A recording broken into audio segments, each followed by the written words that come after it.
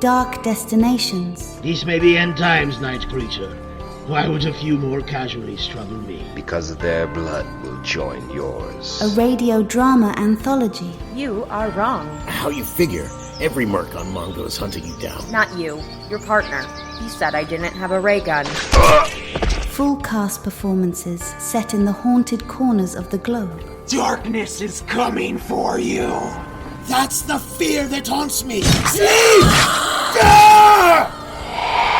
Dark Destinations by Father Malone at weirdingwaymedia.com.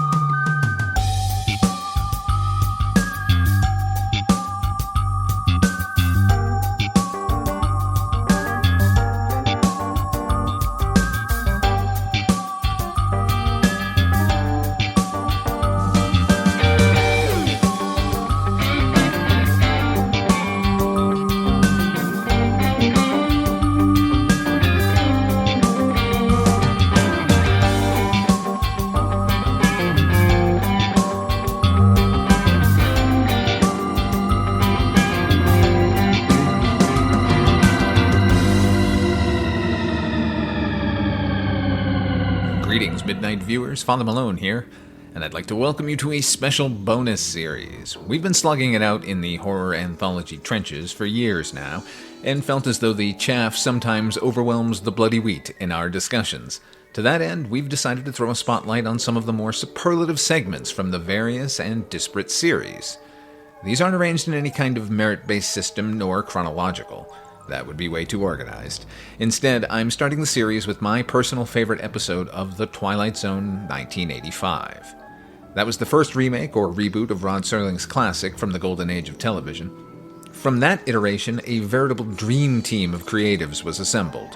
Wes Craven, Harlan Ellison, William Friedkin, Peter Medak, George R.R. Martin, Ray Bradbury, and on and on.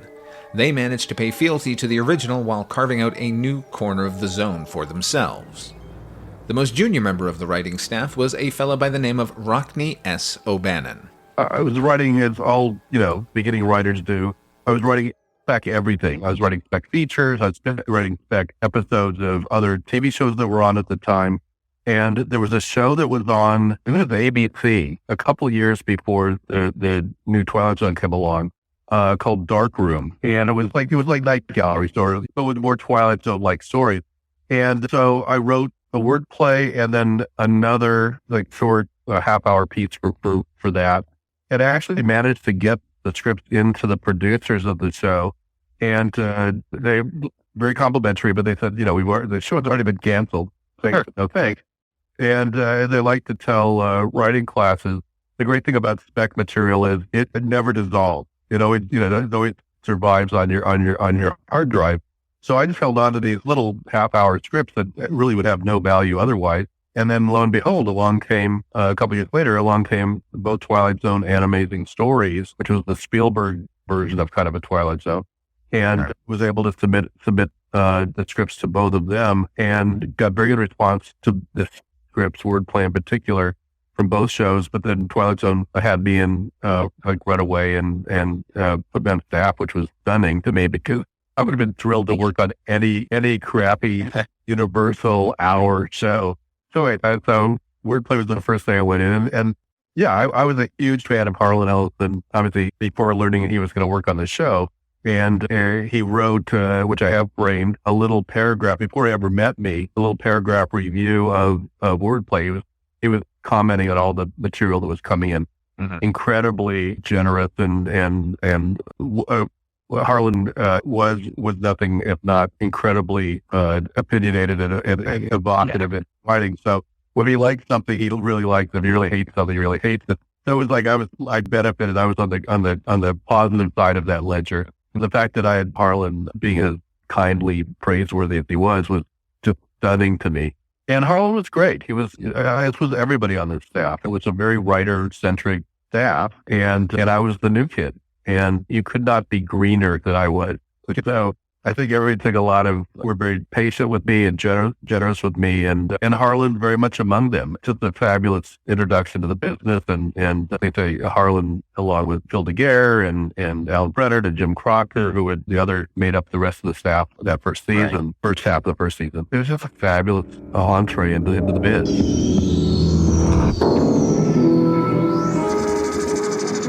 Debuting in September of 1985, this new Twilight Zone broke from its predecessor in presentation. Unlike the original's half-hour, this was an hour-long show, and afforded its creators the freedom to battle those dread commercial breaks that have always been the bane of dramatic television. One could conceivably tell an entire tale between the commercials. And like Rod Serling's other foray into televised anthology, Night Gallery, this format allowed several tales to be told in one sitting, which required an inordinate amount of material. Not only that, it had to be good, worthy of the original. That script that Harlan Ellison had praised so effusively and ultimately landed Mr. O'Bannon the job at Twilight Zone was wordplay, and is as every bit as incredible as advertised. And as such, it will form the basis of a future episode of this series.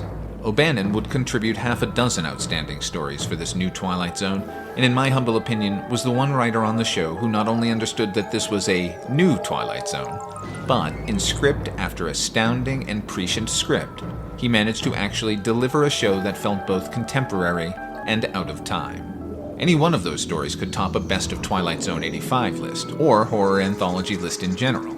But the one that I tout above all the others, the one that hit me where I lived and made me understand the shock and power of the Twilight Zone in a way I imagine a teen in 1962 had felt when To Serve Man turned out to be the title of a cookbook.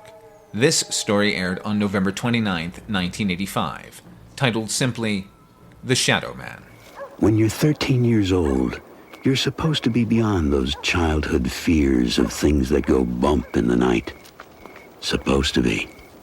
But for Danny Hayes, those fears are about to rear up before him from the shadows of the Twilight Zone. Danny Hayes is scared, not only of the casual perils of daily life, but taking a stab at any of the awkward steps through adolescence. But it's worse than that.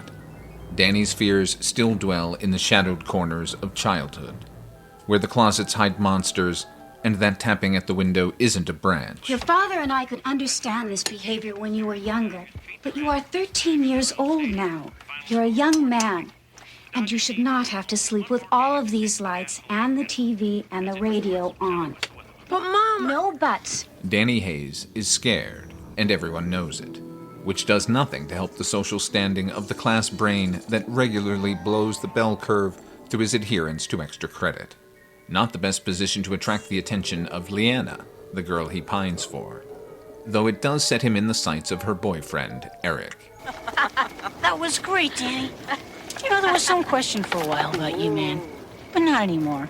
Your reputation is still intact. You are still the biggest chicken in Willow Creek. I'm not chicken. Not chicken? What do you call running like that? Leaving poor Leanna, the woman you love. Chicken. Bye. Bye-bye. But Danny won't be scared for much longer. That night, a figure clad all in black emerges from beneath his bed.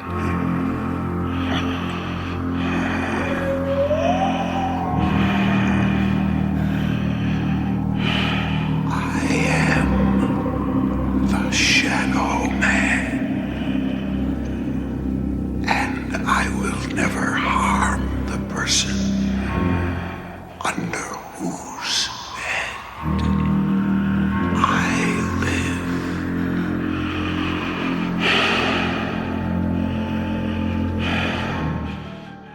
True to its otherworldly word, Danny remains unharmed that evening. The same can't be said for a young couple that were attacked, landing them in the hospital. While the new Twilight Zone would be a playground for emerging artists, it also employed some cinema veterans, and in the case of the Shadow Man, a Twilight Zone veteran.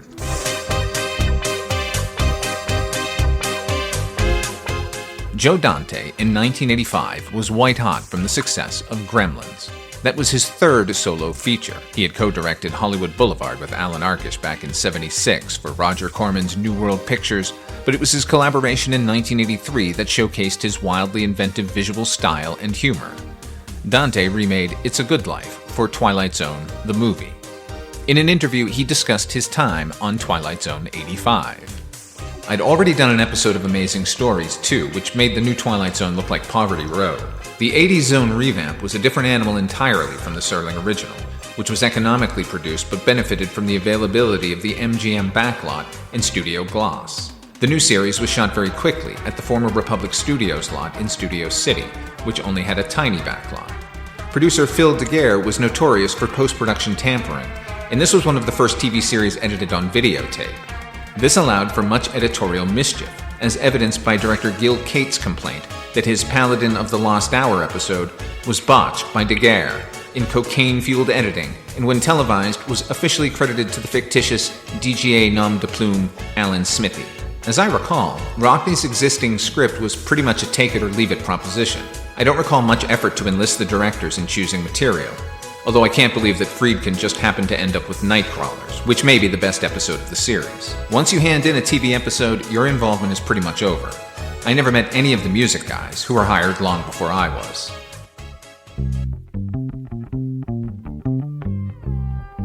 The music guys he mentioned, or guy in this case, was Merle Saunders. Fans of the Grateful Dead will recognize him as a frequent Jerry Garcia collaborator. Together they'd form Saunders-Garcia Band, which would become Legion of Mary, then Reconstruction. On his own, he released the world music classic Blues from the Rainforest in 1990. As such, his work here is all dark menace, with tribal percussion closing in the corners of the frame, while the haunted warble of a theremin plays. Would you believe Eddie Myers said he's seen it? Personally, I wouldn't believe Eddie Myers if he said there was sand at the beach. I just wish they'd catch him. He might be an escaped mental patient. There was one who escaped from Petersonsville 6 months ago. I figure he's been living in the woods, eating squirrels and birds. Every night, the Shadow Man rises, and every night he assures Danny that he'll never harm the person under whose bed he lives. And every night, the attacks continue. But things begin to change for Danny. The once petrified boy becomes the only one seemingly brave enough to break curfew and stroll alone along the empty streets of Willow Creek. A bit of status he lets immediately go to his head, and one that sets him on a collision course with rival for Leanna's hand, Eric. Hey, Eric, okay, sure, yeah, I'll fight you. But, not now. Tonight, at 9 o'clock, MacIver Park. That's where the maniac's been seen the most. Yeah. Author Rockne S. O'Bannon. I can't for the life of me remember where the idea came from. But again, we're trying as hard as we could generally to do twist ending, because that was what obviously the Twilight Zone was famous for. And it's a really tough thing to do because when the original Twilight Zone aired, again, twist endings in short stories were pretty commonplace, but certainly on television, that kind of, I wasn't expecting that. It wasn't that common. And to me, just a general, not even just twist endings, but a general good example of that is Eye of the Beholder in the original series. Right. The one which is entirely, the entire first, other than the last, 1 minute, the entire thing is predicated on us not seeing any of the characters. And the fact that you could do that and it wouldn't give away the ending, I think to me was a tribute to the fact that audiences were far more inexperienced in terms of being set up for a surprise. So, but here we come, 20 plus years later, and people watch the old Twilight Zones, and they're very obviously steeped in that kind of twist ending. So it's much harder to hide it, et cetera. So we were always trying to come up with, when we could, endings, it shows with a twist ending. And Shadow Man was my tossing my version into the ring of it. And Joe was like the absolutely perfect choice for it. And obviously he'd done Gremlin shortly before, a very hot director, really dug the script. And the intent was just to make it as absolutely scary as possible. And then to the degree that we succeeded, have a twist at the end. It's in the Twilight Zone world parlance, it's called a biter bit story, meaning someone who's a biter throughout most of the story, suddenly he gets a bit at the end, hoisted on his own petard, if you will. Yeah, it was that. But again, Joe, such a really good filmmaker, and so totally understood what it needed, that he was able to create. It was all on camera, obviously. The Shadow Man, who looks two-dimensional a lot of the time. Very, very oddly, yeah. Yeah, which is wonderful because it just makes you go, okay, he's not entirely human somehow, all that sort of thing. And that's all totally filmmaking. And Joe is a huge important contributor to that. Yeah. One of my faves. When you talk about the twist, because we all got used to it from the original Twilight Zone, is what I particularly liked about this episode is it didn't feel like there was going to be a twist. And I think that's rare. Well, ordinarily, when you see an episode that's going to be predicated on what you feel it from the opening frame. And that's what I admired about this episode. Rewatching it, it doesn't feel like we're going there at all. Thank you. That was one of the things that I learned from the show. And it was innate, I guess, in what I was doing up until then, because wordplay does the same thing. But working on the show, it crystallized it for me, which is that you can have I have the world's shortest attention span, as evidenced by this, but that since I just stop in the middle and change direction. But I really have a criminally short attention span. So things that are all set up, just waiting for the twist ending, are very frustrating to me. I just, okay, I get it. I get the setup, just what's going to be the twist. But what I learned from the Twilight Zone experience was try to make the story itself, what the situation as compelling and give it escalation as much as possible, so that the story itself is compelling. Don't just rest on the laurel that you're going to have a twist ending. In Shadow Man, for example, it's exactly what you're talking about. I think there's a real escalation to his discovery of Shadow Man, then how he starts to use him, then how his standing with the other kids changes, and the escalation with the community's reaction to the fact that this is going on. All that sort of thing is all baked into it, so that you make a very good point, which I never realized. It also helps to disguise the twist as well. Yeah, that to me is why Shadow Man was interesting, compelling, whatever, leading up to the twist, as you said. That's probably the reason why.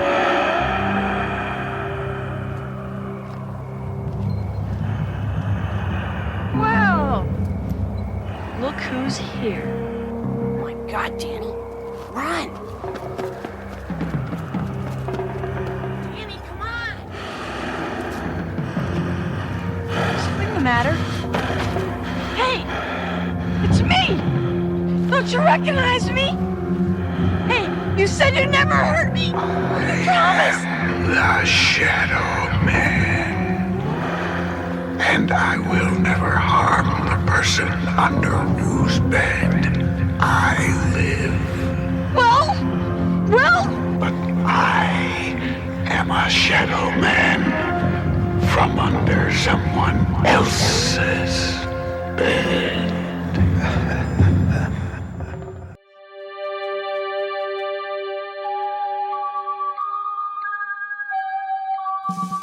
Midnight Viewing, the horror anthology podcast, is a proud member of Weirding Way Media. Our theme song was composed by HP with an assist from Donald Rubenstein and Erica Lindsay. If you want to hear these episodes early and commercial-free, become a patron over at patreon.com/Father Malone. Not only are the episodes up early, but we have extended interviews and bonus podcasts where we spotlight the best episodes of horror anthologies from every series. But if you just like the show and want to help, please share it with your friends and give us a rating on your favorite podcatcher. Together we'll keep journeying through the places that are just as real, but not as brightly lit.